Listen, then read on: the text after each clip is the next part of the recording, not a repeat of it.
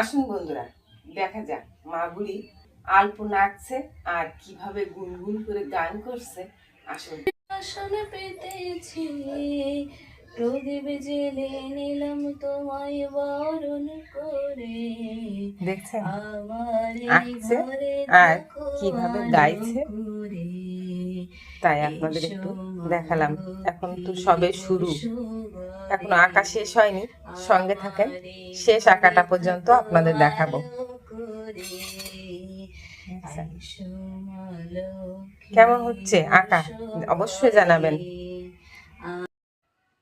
মা বুড়ির আলপনা দেখতে পাচ্ছেন শেষের পথে। এবার প্রথম থেকে দেখে আসি কিভাবে এঁকে আসলো।